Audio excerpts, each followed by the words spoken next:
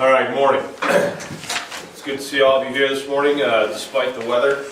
I was remarking to a few of you, I'm surprised how many churches are canceled today. I came in all the way from Cedar Springs without any trouble with the roads or anything like that, so anyway. What we got before us today is lesson 119, and I am dealing a little bit with a cold here, so you'll just have to bear with me a little bit. But we have lesson 119, the STAM GBC controversy, part 3. The reason I'm spending so much time on this is to make sure that we get some of the stuff down, both on paper and also for the record. I ran into a website a couple weeks back that had sort of a timeline of major events in major dispensational events in history, and it mentioned a split between Stam and Baker, and then it said something only to the effect of reasons unknown, which I thought was interesting that the person would put it that way, because probably didn't really know what all of the reasons were. So we are spending some time on this to make sure that we are being fair to both sides and hearing from people on both sides of this dispute, both the side of the college and the GGF, and also the side of STAM. What we've looked at so far is we spent a lot of time looking at the spring 1966 publication of Spirit of Bereanism by David Weddell. Then we spent time looking at STAM's response to that and Farrell's letter to Baker last time. And then the college's sort of a proposed statement on behalf of the faculty of the school regarding the controversy. So if you look at your notes today, introduction, as the calendar turned from 1966 to 1967, the controversy that began brewing with the GGF regarding their only approved institution of higher learning did not relent. In fact, the new year saw an expansion in both the size and intensity of the controversy. The spring 1966 publication of Spirit of Bereanism by David Weddell in the Journal of Grace Theology proved to men like Stam and Farrell that their long-suspected fears of neo-evangelicalism and intellectualism were making headway amongst the faculty and staff of Grace Bible College. Farrell's July 1966 letter addressed to Baker was the first step in bringing this disagreement to open controversy. So that's review points from 2 weeks ago. Whether or not there was a lull in the controversy during the winter months of 1967 is difficult to determine. While we suspect not, it is important to note that DeWitt's file in the GBC library is relatively devoid of evidence of any letter writing activity during the first 4 months of 1967. DeWitt's files pick up the trail again in May of '67. Please note that we do not think, nor does DeWitt claim, that his file is a complete collection of all the correspondence related to this controversy. What we do know is that DeWitt saved a copy of everything that came across his desk. So I suspect there's not a lull. In other words, the debate is not going away, but there seems to be, for at least judging from this one file, a time period of relative silence with respect to the letter writing that we saw occurring in the previous year. When May comes around of '67, as we're going to see here in a moment, this is going to resume itself, again with some real important things being said on both sides. So, major events of 1967. May 1967, special addendum to Truth magazine. Open letter to unnamed pastor. Now remember that Truth magazine is the official periodical of the GGF. Okay, so this is going to be sort of the GGF side of the emerging controversy. At the top in italics, one reads, "The pastor of one of our Grace churches has written to the college stating that he has received warning that Grace Bible College is becoming neo-evangelical, and since one of the chief tenets of neo-evangelicalism is anti-dispensationalism, he must know if there is any truth to this charge. There may be others who have become upset by similar allegations, and therefore we have felt it wise to print this reply as an open letter." So what the GGF is doing here is responding to the allegations that are being made, specifically by Stam and Farrell, regarding the incursion of neo-evangelicalism and intellectualism into the faculty and staff of GBC. So this is going to be the colleges, partly the response of the college and the GGF to the rumors, and so it's published just in the form of an open letter to kind of give their side, okay? The college defended itself against all tenets of neo-evangelicalism, or, quote, any other ism, which in any way, whether in doctrine or practice, conflict with our doctrinal statement. In other words, the college's position is that they were against any portion of the neo-evangelical agenda that contradicted the school's doctrinal statement. Having stated this fact, they expressed some outrage over why or how such an accusation could be made against them. Now we'll stop there for a minute. Remember when we finished up last week and we were reading about this proposed statement on the part of the faculty where they basically said we should have academic freedom with respect to any subject matter that is not specifically stated in the GGF and the doctrinal statement of the Grace Bible College. So here we see basically them picking up now and publicly setting that forth, okay? So when it says here, the college defended itself against all tenets of neo-evangelicalism, or, quote, other ism, which in any way, whether in practice or doctrine, conflict with our doctrinal statement. So what they're saying is we are against any portion of neo-evangelicalism that would contradict our doctrinal statement. If it doesn't contradict our doctrinal statement, then it's not officially sort of off limits, I guess is what you would say. Which is very, very similar to what we saw at the end of lesson 118 about the proposed statement on behalf of the faculty to the college board regarding their, quote, academic freedom. So let's look at the quote now from this open letter. As you have stated, neo-evangelicalism is an anti-dispensational movement among evangelicals. And we can hardly understand how anyone could even begin to bring such a charge against Grace Bible College, since it is the only school in the country that has for its main purpose of existence to proclaim the Word of God rightly divided, according to the dispensational principle of the unique Pauline revelation. Perhaps we have not sufficiently communicated this fact to our constituency, but we would point out the following facts. Number one, the college has the same doctrinal statement as the Grace Gospel Fellowship, and every board member and faculty member is required to annually subscribe wholeheartedly to this statement. And then I provided it for you here to consider. Number one, the verbal inspiration and plenary authority of the Bible and its original writings. Number two, the eternal trinity of the Godhead. Number three, the eternal deity and spotless humanity of the Lord Jesus Christ. The total depravity of man by nature. Salvation by grace through faith in a crucified and risen Christ. The eternal security of the saved. The personality and deity of the Holy Spirit. The essential unity of all believers of the present dispensation as members of the one true church, the body of Christ. The privilege of duty of all the saved to walk as children of light. The communion of the Lord's Supper as revealed through Paul for members of the body of Christ till he come. The one divine baptism by which believers are made members of the body of Christ as the only baptism necessary in God's spiritual program in this dispensation of the grace of God. The resurrection of the body, the pre-tribulation rapture of members of the body of Christ, the personal premillennial return of Christ to reign on earth, the eternal punishment of the unsaved dead, the worldwide preaching of the gospel which Paul calls my gospel in contrast to the gospel of the circumcision. Now, there's the doctrinal statement as it appeared in this open letter in Truth Magazine. Okay? So what they're saying is, we are for all of these things, and we've never taught anything contrary to these things. And so any pieces of the neo-evangelical agenda that would be contrary to the dispensational points that are set forth in the doctrinal statement, we would therefore be what? Against. Okay? So, in this regard, they're very similar to what that statement was that the faculty was making to the college board that we looked at in the previous lesson.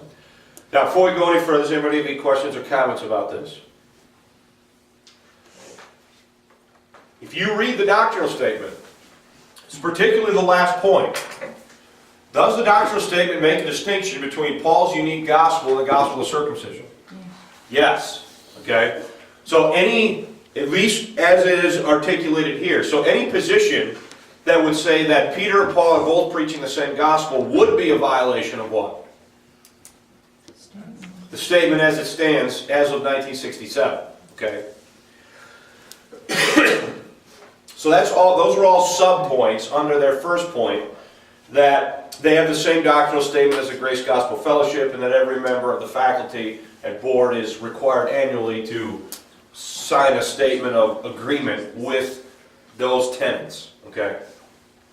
So point number 2.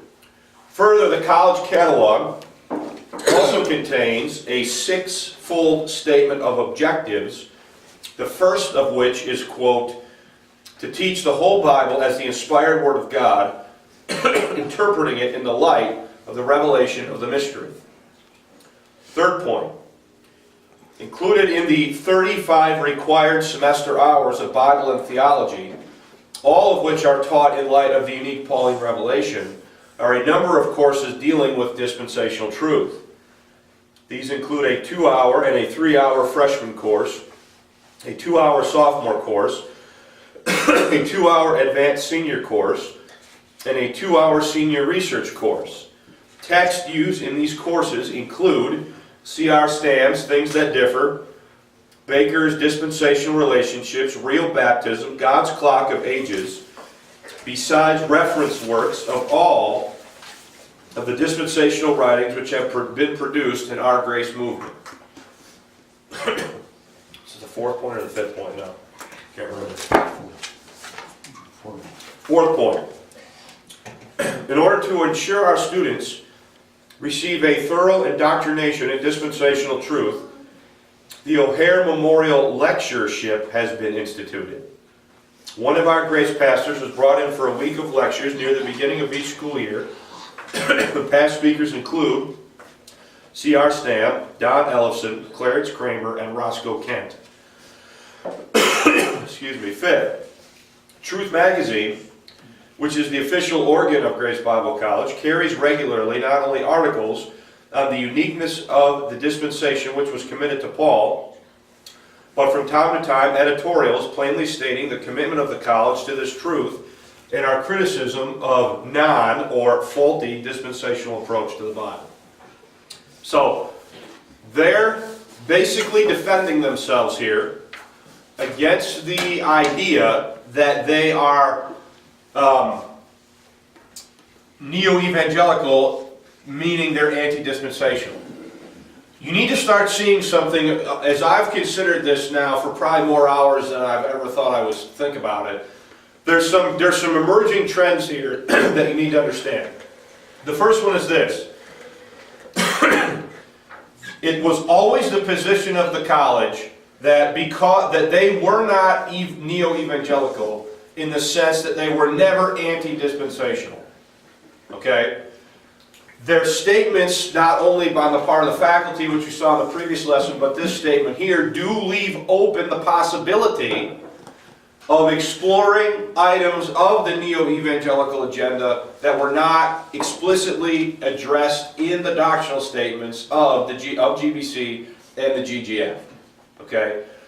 And the faculty and the professors of the school claimed that it was their academic liberty, if you will, to do that so long as they weren't teaching things that were in direct violation of the doctrinal statement. Any questions or comments about that before we finish this point? Okay?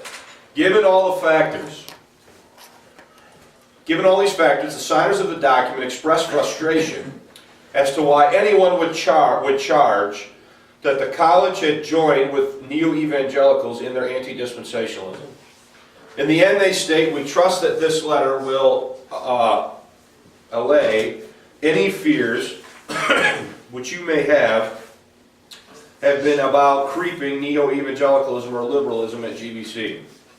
The letter was signed by Charles Baker, Jack Dean, Dale DeWitt, Raymond Rich, Don Ellison, Vern Schutz, Kenneth Springstead, Vern Stromberg, Bill Rigg, or William Rigg, Arthur Anderson, Tessa Baker, and Evelyn Byer. F. Pickett was on leave out of the country and therefore was not able to sign. Okay. The letter is important for a couple reasons.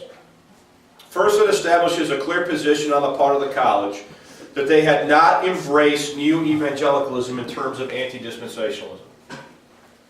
Second, they do not deny that other aspects of the neo-evangelical agenda were being embraced by members of the faculty. This, of course, left open the door for the entertaining of portions of the neo-evangelical agenda that did not directly contradict the doctrinal statement of the school. Okay? So, any questions about any of this?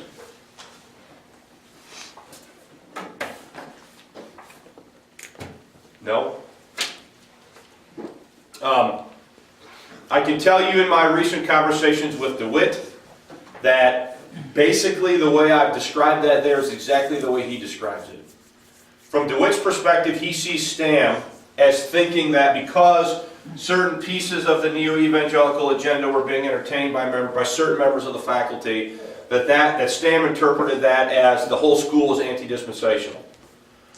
So he perceived that to be a misrepresentation of what was going on at the college. At the same time, DeWitt was willing to admit that there were, to varying degrees, professors on the faculty that were, in varying degrees, entertaining pieces of the neo-evangelical agenda that they did not feel to be in violation. Now, next week's study, I have a sort of a list of values ascribed to who was most in line with the new evangelicals and who was least in line. And DeWitt has readily admitted to me that he put himself at the top of the list, that he saw himself as having the most in common with their concerns and criticisms of fundamentalism, and that Jack Dean would have been second and Baker would have been third, or the most conservative out of those three, in terms of how much of the agenda of neo-evangelicalism they were embracing. But these are the official statements and the official position of the college. So they are going to say, and will always maintain, and even to this day, that they have never been anti-dispensational. Okay? But they will also, I think, if they're honest, also readily admit that they were entertaining, that some on the faculty were entertaining various pieces of the rest of neo-evangelicalism to varying degrees amongst the faculty, both in the 60s and probably straight on through till right now. Okay? So any questions or comments about that? Yeah? Is the doctrinal statement today, do you know if it's different than what's printed here? Same. It is the same? I believe it's the same by and large.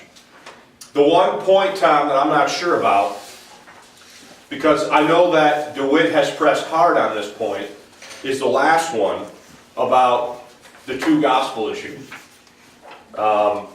Particularly in the 80s, when I talked to him, he basically viewed this controversy between STAM and GBC as sort of having different phases. Okay? The first phase was over the Weddell argument, neo-evangelicalism and intellectualism. Okay? The second phase was over Psalm 8. How DeWitt translated Psalm chapter 8, and we'll get into that later on. The third phase of the STAM-GBC controversy was over sensitivity training, which is a psychological method of trying to do sort of group support type things. And then a fourth would be over the Gospels issue. So this is the late 60s, this is late 60s, early 70s, this is early to mid 70s, this one is mostly in the 80s. Okay, so, but he viewed, he viewed Stam's issues with GBC as sort of coming in different waves of issues. This one being the first one that leads to a separation, and then these other ones being sort of things that he's still perturbed by even after he's left. Even after he's left the Grace Gospel Fellowship. So, I don't know, did I answer your question? Yeah. I don't remember, what was your question? I don't remember. This doctrinal statement changed. I think it is, and I don't think if it's the same, DeWitt would clearly be in violation of the doctrinal statement if it stands today as it is there, which would be worth checking on, because he does not think that Paul's gospel is in any way distinct from the one Peter was preaching. And he's pushed that quite hard, not only in his professorship, but also in some more recent books that he's got coming out and have come out of late. And he's not sort of budged on that. So he definitely views that as a, quote, problem within Grace theology. So what he's trying to do is find commonality between those ministries instead of emphasizing, he says that others have overemphasized the distinctives there and created divisions that aren't there. Now, he knows, I've been straight with him about how I feel about that I don't agree with him. And I think that, you know, there are different gospels and clearly demonstratable, as you know from, you know, the seminar that we did. So those are sort of the different waves of the controversy. Any other questions or comments? Now, June 14 now, go to the next. June 14, 1967. This is a letter to Stam by William Root, pastor of Grace Bible Church in Southgate, California. Now, some of you might be familiar, he's written a couple little commentaries. He's written one on Ephesians. I think he's written one on Revelation too. Little devotional commentaries. Well, he was a member of the GGF in the late 60s. Now, what we're going to get into now is sort of the personal side of all this. Okay? And how Stam may or may not have been conducting himself very graciously. And I'll leave that up to you to determine as we go through here. Root chides Stam for his personal conduct in handling the controversy with GBC. Root calls Stam out for seeking to induce people to premature conclusions regarding GBC while seeking to do likewise with others. So what he's saying here is, look, you're upset with people trying to persuade people to an opinion different from yours, yet you're over here doing what? The same thing, okay? Trying to persuade people to agree with you. Root mentions having received a letter from Stam dated June 1st, 1967. He refers to a pastor's retreat in Lombard, Illinois that took place in late 1966. Gleaned from a letter by Pastor Don Ellefson, we can date that at June 12, 1967. I'm sorry, the letter that says late 66 is dated June 12, 1967, during which Ellison called for a vote of confidence in GBC, at which time the only person's word he had for the trend toward liberalism at GBC was Stam's. Since the Lombard meeting, Root conducted his own investigation into the tests being given at GBC. After doing so, Root concluded that the tests currently given at GBC were identical with tests that had been given several years prior when Stam still felt the school was sound. So now quoting from the Root letter, quote, now I've maintained all of his grammar. So when you see these words in all caps, that's exactly how he wrote the letter to Stam, okay? Since I made a thorough investigation of the very tests being given at the students this last semester, I showed them to you at our council meeting in Langer's office. Along with tests made several years ago when you felt the school was doing a good job. These tests were identical, yet you said they were written for the express purpose of impressing you and 7 other pastors involved. Now, Brother Stam, answer this one question. If these tests were written for your benefit only, how could the students taking them this year get grades of between 90 and 100% on them? Someone has been true to the fundamentals of the faith, or the students could never have addressed these difficult dispensational questions. You see, I received both sides of the picture before making a final decision. Root he's fired up now, okay? He's saying, look, you're trying to get people to agree with you based on your word only. I went to the school and I asked to see the tests and the scores to see, and I've compared the tests with years prior when you still thought the school was doing a good job with the tests that were given this last semester, and the tests were identical. Apparently Stam's response to that was, well, they were just given for his benefit. But Root's reply is no, because if that had been true, the students wouldn't have done so well on them, which is indicative of the fact that they were being taught the doctrine that they were being tested on the test. Root also calls Stam out for violating, quote, a gentleman's agreement that was reached not to write on the subject of the controversy. Quote, one last thing, it was agreed 100% in that council meeting at Langers that there would be no more writing reference to this matter. It seems to me that every letter you write, every article you print, is a flagrant violation of that gentleman's agreement, don't you? Brother Stam, you do not know me very well if you think for a minute that I have been gotten to your words or can be gotten to by anyone. Right is right and wrong is wrong, and I will stand firmly for what I feel in my heart is right. As of this moment, I feel you are completely wrong in two areas, in your methods and in your motives. Now, you see what's starting to happen here. It's starting to get personal, okay? And Root is saying, there was this gentleman's agreement that we all said we weren't going to write or talk about this issue in public, and you've been violating it, and with everything you say, everything you write, and everything that you print. So you can see that he's sort of fired up with him here.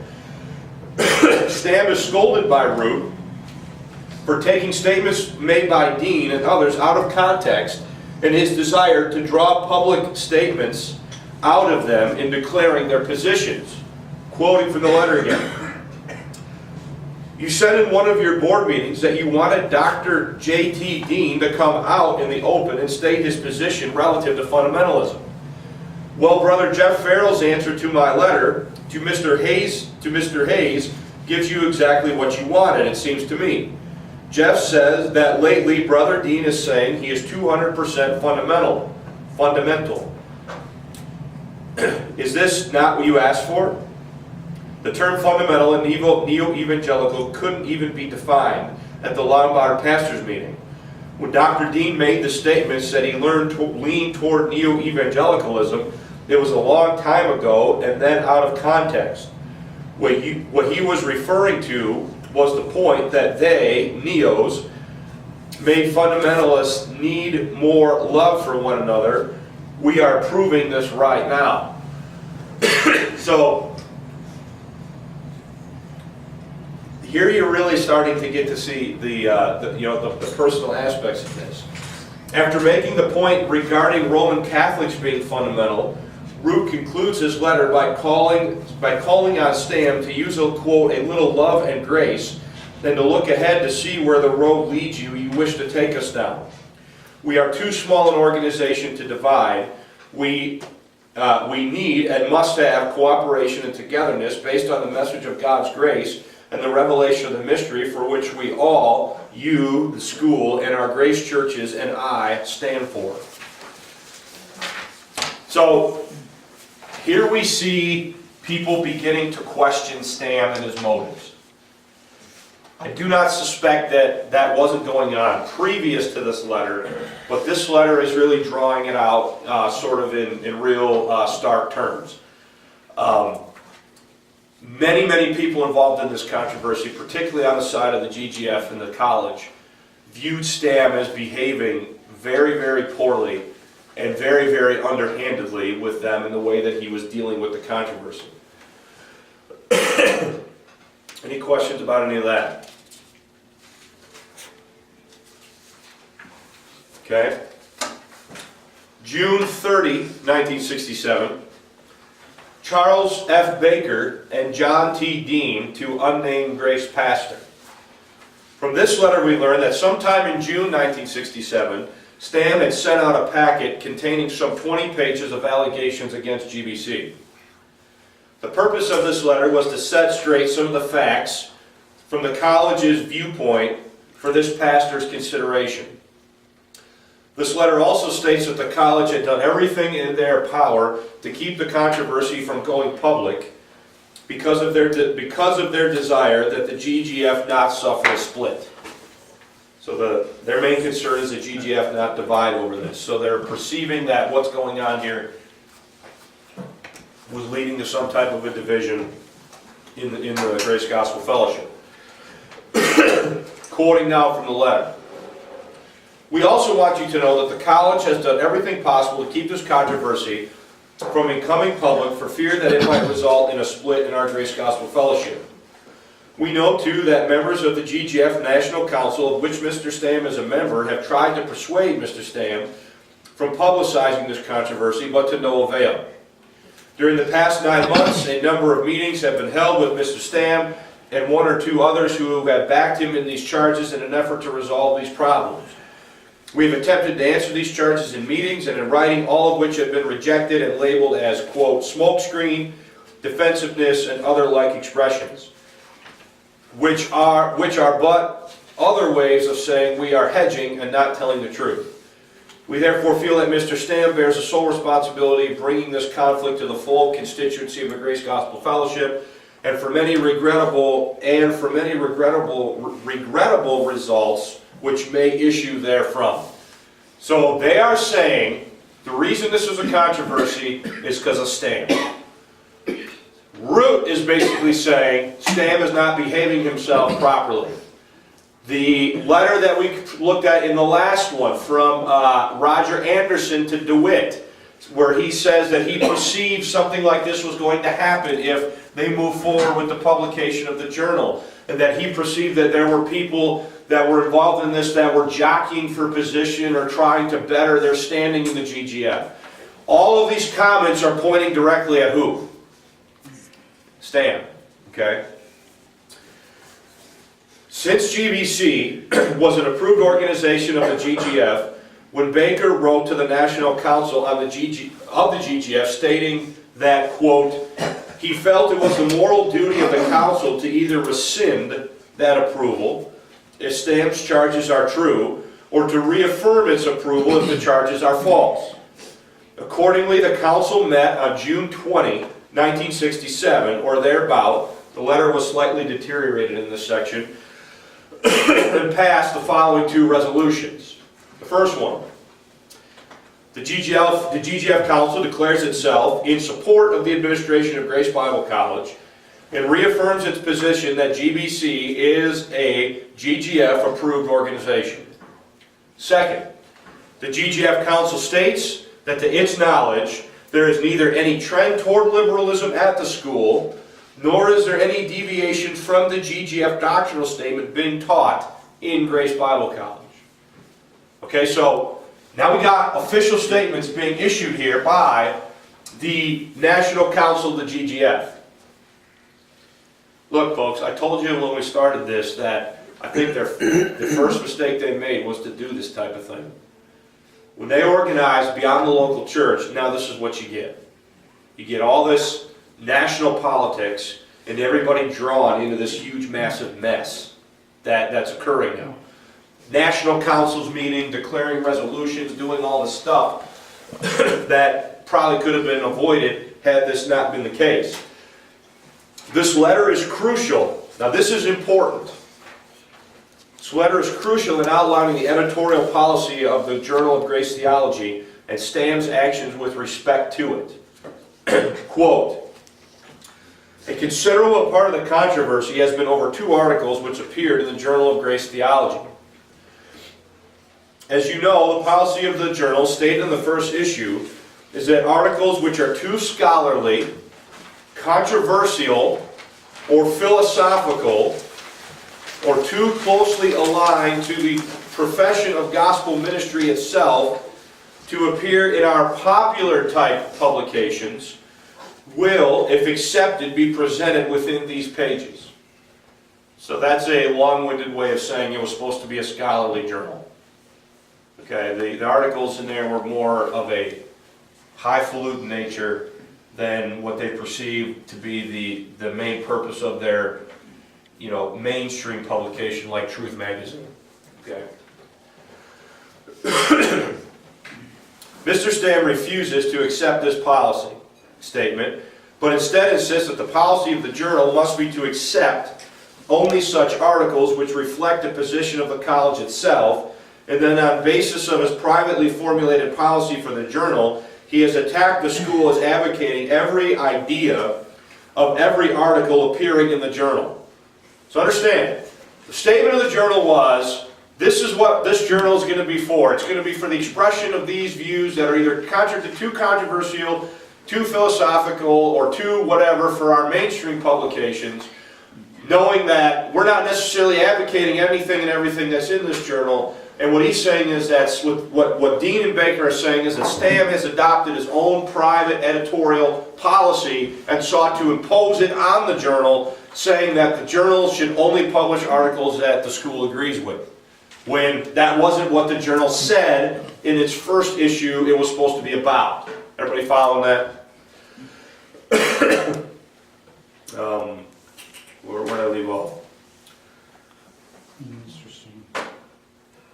Mr. Stamm refuses to accept this policy statement, but instead insists that the policy of the journal must be to accept only such articles which reflect the position of the college itself, and then on the basis of his privately formulated policy for the journal, he has attacked the school as advocating every idea of every article appearing in the journal. It may interest you to know that the editorial staff of the journal offered to publish Mr. Stamm's rebuttal to the article entitled "The Spirit of Bereanism," to which he, now watch this, to which he was so violently opposed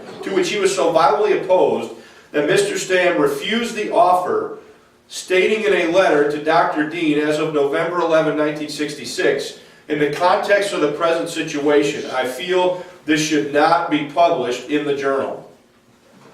Now, I'm going to tell you this is my own personal, private, subjective opinion. I think this was absolutely wrong on Stamm's part, because he did not hesitate for a second to continue to excoriate the school in his own publication, the Berean Searchlight. Yet, he would not and refused to publish a rebuttal in the journal that he had a problem with and follow what would be considered to be, in my opinion, the proper protocols for doing this sort of thing. So let me finish this quote and then we'll take questions. Pastor Jeff Farrell promised to write an answer to this article but never did. Consequently, the hands of the editorial staff were tied in presenting Mr. Stamm's objections to this article. As we see it, the question boils down to this: can the pastors who have been ordained by and who are members of the Grace Gospel Fellowship and who adhere to the doctrinal statement of the GGF be allowed to present their views in the journal? We believe that they should be allowed to do so, and that others who may disagree with their views can write the editor and express their views through letters to the editor column. This is the stated procedure of the journal. It is the responsibility of the authors to defend their own statements, not the editorial staff of the journal. An editorial in the fall issue 1966 of the journal made this clear, that articles in the journal express individual views and do not necessarily represent the views of the staff of the journal. End quote. Any thoughts on this? Yeah, Norm. Well, that's a pretty wide disclaimer. I mean, when you consider all the things they were publishing, was it left to the reader to discern which they were for and which they were against? I think at an intellectual level, I understand their distinction between their popular magazine and their theological journal. The purpose of the popular magazine is to support the people that are in the GGF in terms of their belief. The purpose of the journal would be to foster discussion amongst the pastors in the movement over theological issues. So I think if they have a disclaimer saying that this is not intended to be, that these articles are not a reflection of, the editorial staff's beliefs, on the one hand, I don't see why that should have been a problem. But it was, and Roger Anderson in the letter from last week, or 2 weeks ago, said he thought and perceived that it would be a problem, and it did in fact become a problem. What these men are upset with Stam about is for what they perceive to be a fundamental duplicity, that he's criticizing them and excoriating them in private letters and statements written in the Searchlight, yet he's refusing to publish any sort of a statement in their journal to the article that he objected to. Yeah. Do you know whether the same people got both magazines, or were there separate mailing lists? The mailing lists were not identical, I know that for sure. Okay. And Stam's Berean Searchlight mailing list was, and still is, the most extensive mailing list in the movement. Stam sends the Berean Searchlight to more people than receive any other piece of monthly or, like Truth of Flame or any of these magazines. Stam's mailing list is the biggest. He's sending more information to more people than any of these other guys were. So more people were taking the Berean Searchlight than Truth Magazine. Okay?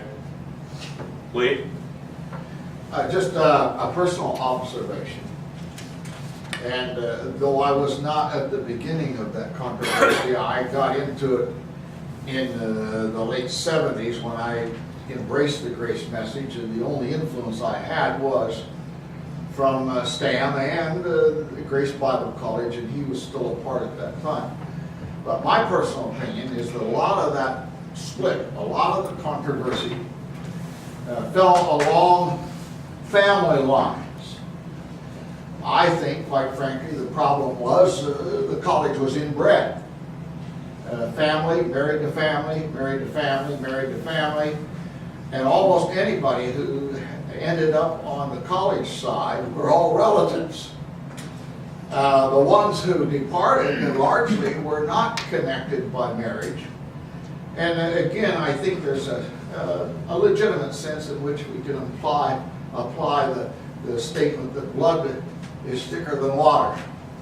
And I can tell you about any institution, including your own family. When it's hard to discipline your own family. And it was hard, that would have been at the heart of this, is because it fell along family lines. And because I know the men who went with the Stam group, they were not part of the family as such. And it's still true. Well, not as much now as it used to be, but anyway, that's just a personal comment or observation. Whether it's true or not, I do think that anytime you get an organization, what do they call it, even in politics, was it nepotism. When you get that ingrained, that's hard to discipline. I think, I think to say that's not a factor would be wrong. I agree with you that probably is a factor. Particularly when you start looking at, what the relationships by marriage are. For example, Raymond Rich, who's on the faculty, is DeWitt's father-in-law. That's just one. Then you've got Pastor and Mrs. Baker that were, doing things officially with the school. So certainly, I think the family aspect is probably part of it. Yeah, Bill Root that's mentioned here. Nancy is married to The Riggs, right? Riggs, the Riggs, His yeah. daughter. Yeah, his daughter is. There are a lot of those there. Yeah. In addition, the letter notes that, quote, within the past 3 weeks, would have been the first 3 weeks of June 1967, the college had received letters from many local Grace churches stating their confidence in the college. 2 in Grand Rapids, 2 in Muskegon, Holland, Belmont, Moline, Ravenna, Grand Haven, and Volney, Michigan were named specifically. So those are the GGF churches that surround us here in Michigan. Moreover, 39 pastors and 13 prominent laymen within the GGF were received by the college. Let me start that over. Moreover, 39 pastors and 13 laymen within the GGF were received by the college, it should say letters somewhere in there, voicing their confident support and rejection of the accusations made by Stam. The Board of Directors of Grace Bible College, at its most recent board meeting, that would have been June 24, 1967, prior to the publication of this letter, issued and signed the following resolution. Quote, "We, the members of the Board of Directors of Grace Bible College, hereby affirm our wholehearted confidence in and support of the administration and faculty of Grace Bible College. We want it to be known publicly that the board is and has been of one mind throughout this situation." End quote. Baker and Dean also wish to express their commitment to the Bible College philosophy, stating that they had no desire to, quote, be a liberal arts college. And here's their statement. "We want it to be understood also that Grace Bible College is pursuing a 10-year plan which is dedicated to the Bible College philosophy of requiring a Bible theology major and Christian service each semester of every student, and that we are not, nor do we have any interest in becoming a Christian liberal arts college." End quote. So, whether that ultimately has happened or not will probably, be up for some discussion. But that's their statement in this letter at the end of June 1967 that appeared in Truth Magazine. Finish up this lesson. June 30 now, 1967, Stam sends a letter to DeWitt. Acknowledging receipt of DeWitt's letter dated June 25, Stam makes only 3 points. Number 1, quote, "I think you overstate our views when you indicate that we believe there is apostasy at Grace Bible College. Our contention is that there has been, quote, a trend toward liberalism. This is different," according to Stam. Second, "As I read your letter, Dale, it appears to me to have a great deal to say which is beside the point. The fact is that a member of the official board advocates for the reading of immoral books by Christian college students, and that Brother Baker and Brother Dean have defended it. We believe this is unscriptural and sinful. America's youth has already gone far enough downhill morally reading such books." End quote. And third, "I take issue with you when you say that we denounce what we think Weddle's argument intends to say. What Weddle himself intended to say may be debated, but no one can debate what the article says. It is clear enough. It appears to me, Dale, that in, quote, intellectual circles, or should I say academic circles, the question is too often asked, but what does that word mean? Or what does this writer mean? Finally, everything is a gray blur and nothing is black and white. Fundamentalism? What does it mean? Liberalism? What does it mean? This man says so-and-so quite plainly, but what did he mean? It seems to be that this makes for the most confused kind of thinking. I go to a simple dictionary to look up liberalism and fundamentalism, and I find that they mean just what I thought they meant for many years. But the, quote, intellectual comes along and reevaluates everything until nothing seems to have a very specific meaning. God's best to you, Dale. Be assured that I do not hold the slightest ill will in my heart toward any of you." So there you have it. I take Stam to be sort of sticking a dagger in him there, saying, look, it's only amongst you intellectual guys, in academia where things don't have, where we question what everybody means when they say things. So here you have it, okay?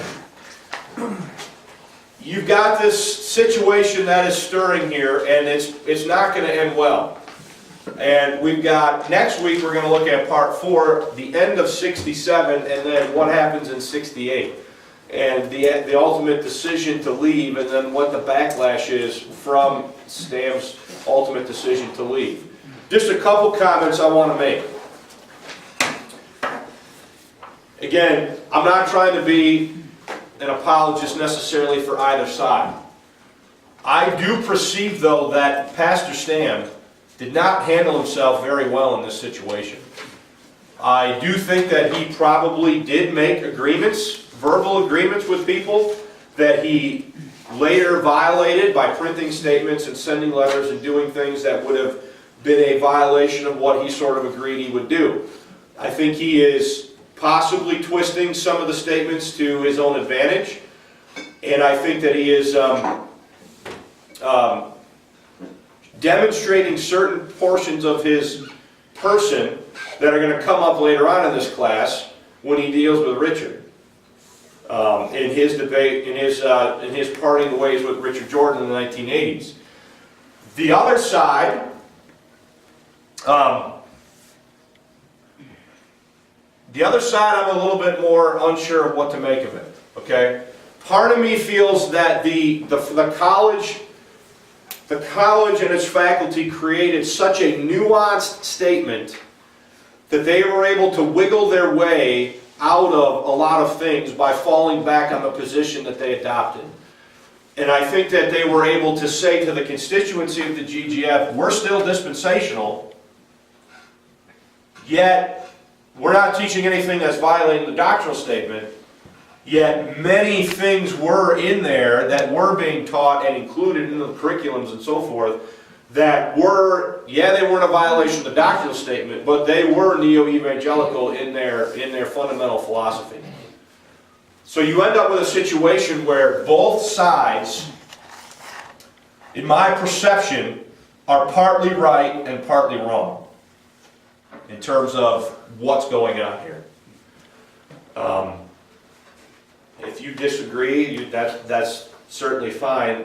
I perceive Stam to be wrong mostly, not necessarily in where he ultimately falls in terms of leaving the GGF, but more so in his attitude and actions and how he deals with it.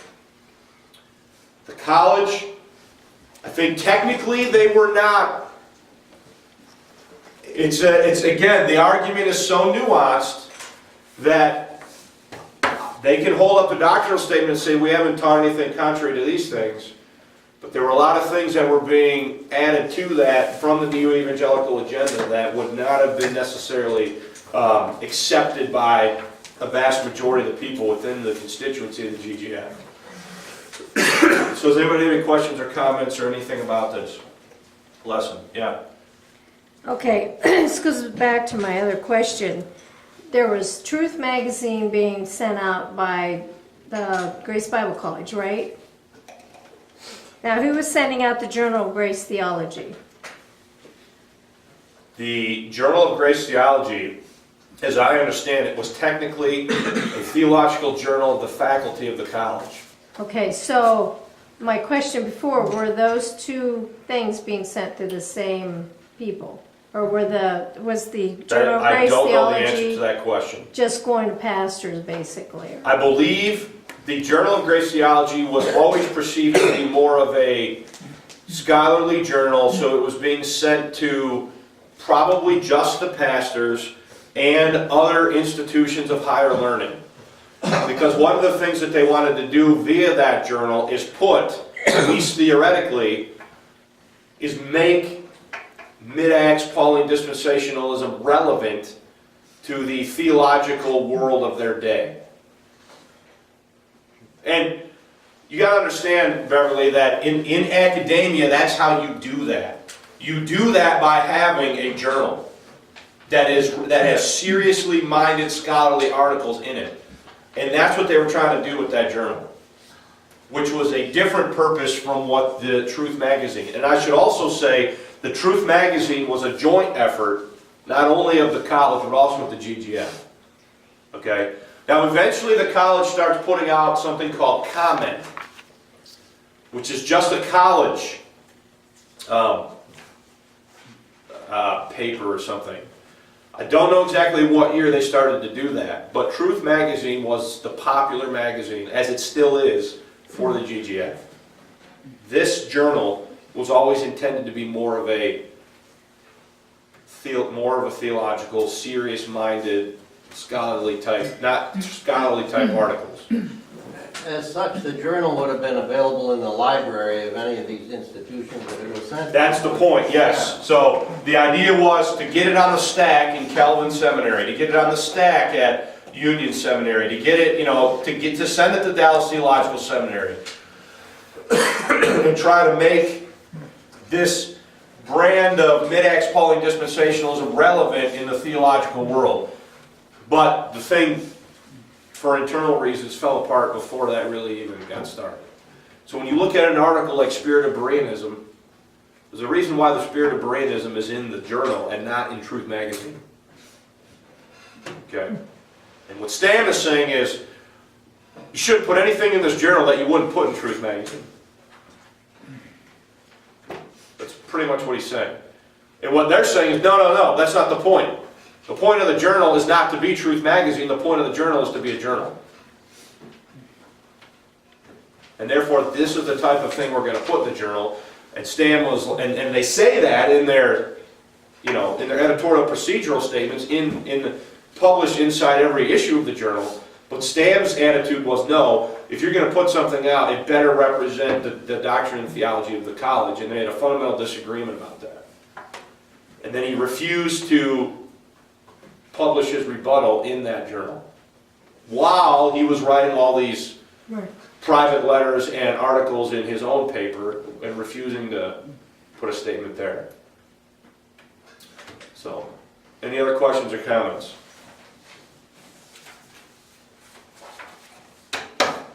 All right, I appreciate your attention. We're done a couple minutes early. Next week we will look at the next piece in this and start working our way towards bringing this section of the class to a conclusion, and then moving on to talking about some things with Brother Jordan, the 1980s and the 1990s as well. So, thanks for your attention.